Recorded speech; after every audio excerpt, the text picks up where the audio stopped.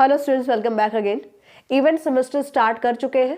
आप किसी भी यूनिवर्सिटी से बिलोंग करते हो, आप नॉन नैप सिलेबस पढ़ रहे हैं या आप नैप सिलेबस पढ़ रहे हो, आप पंजाब यूनिवर्सिटी, हरियाणा यूनिवर्सिटी, किसी भी यूनिवर्सिटी से बिलोंग कर रहे हो, तो आप यहाँ पर अपने कोर्सेज स्टार्ट कर सकते हो। आपको डाउनलोड करना है new era maths application, new era maths application, ठीक है।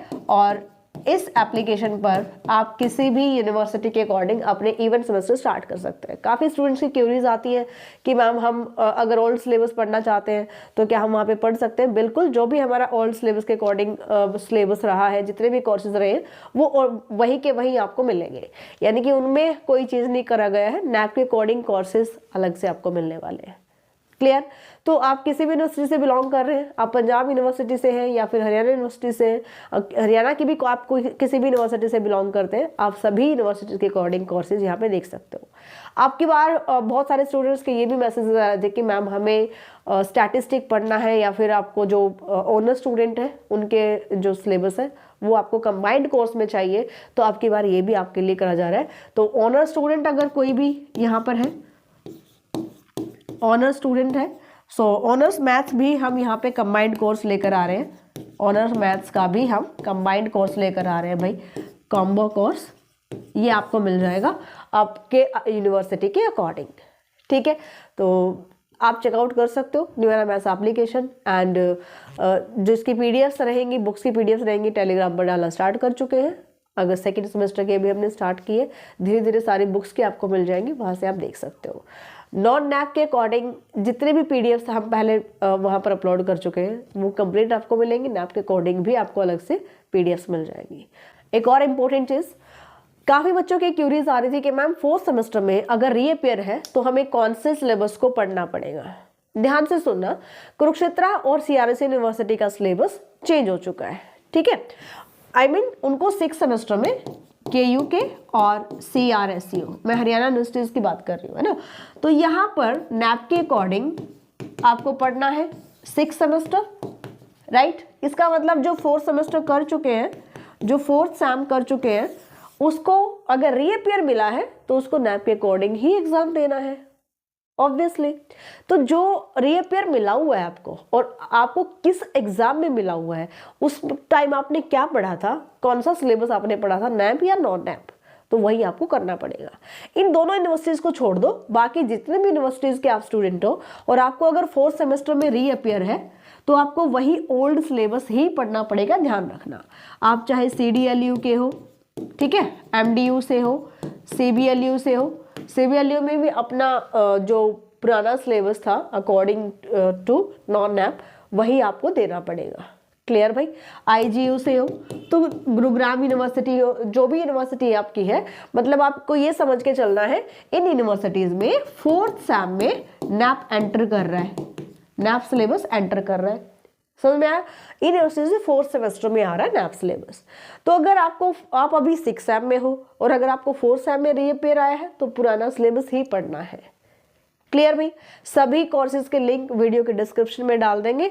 और ये स्टूडेंट की बहुत ज़्यादा क्यूरीज आ रही थी कि मैम हमें जो है वो ये सिलेबस करना है, 4th सेमेस्टर में हमें नॉन नैप पढ़ना है, नैप पढ़ना है, बहुत कंफ्यूजन हो रहा था। तो इतना कंफ्यूज होने की ज़रूरत नहीं है, आपको जो रीअपियर मिला हुआ है उसका सिलेबस देखो, आपने क्या पढ़ा था वही पढ़ोगे, सिंपल, ठीक है। अभी जितने भी स्टूडेंट हैं जिनको सेकेंड सैम में रीअपियर आया हुआ है उनको ऑब्वियसली नैप के अकॉर्डिंग ही सिलेबस पढ़ना है। अगर आपने नैप के अकॉर्डिंग सिलेबस पढ़ते पढ़ते रीअपियर आया, अगर कोई ऐसा स्टूडेंट है जो 6th सेमेस्टर में है और उसको रीअपियर मिला हुआ है, मैं इन यूनिवर्सिटीज़ की बात कर रही हूँ, ठीक है, इनमें तो एंटर कर चुका है, ओके।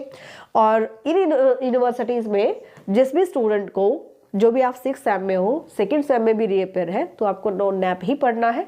कितने बार एग्जाम दे सकते हो? तो कंप्लीट यहाँ पर जितने भी रीअपियर्स आपको मिलते हैं, आप कंप्लीट BSc जो 5 साल में कर सकते हो। ध्यान देना, यहाँ पे मर्सी चांस का भी बहुत दिक्कत होती है स्टूडेंट को, कब मिलता है, क्या कर सकते हैं। 6th सैम में एंटर कर चुके, अभी तक 2nd सैम में रीअपियर है, तो उसका क्या करना चाहिए।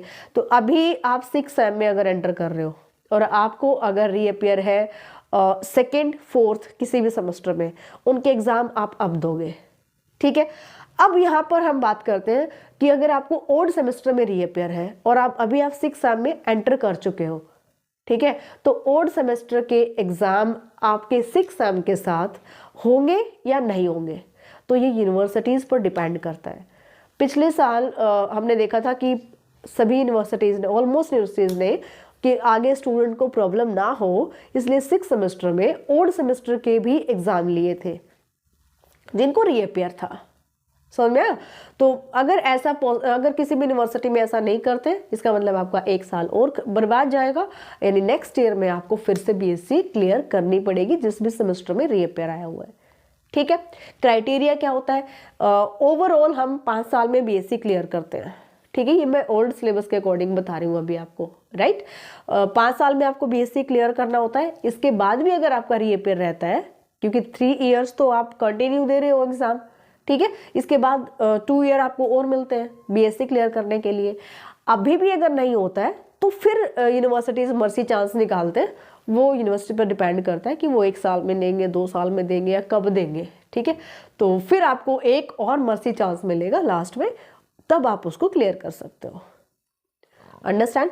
अभी भी अगर कोई डाउट रहता है तो आपको व्हाट्सएप नंबर हम देंगे यहाँ पर, आप उन पर कॉल कर सकते हो या फिर व्हाट्सएप मैसेज करोगे तो ज़्यादा बेटर रहेगा, वहाँ पर आप कर सकते हो मैसेज।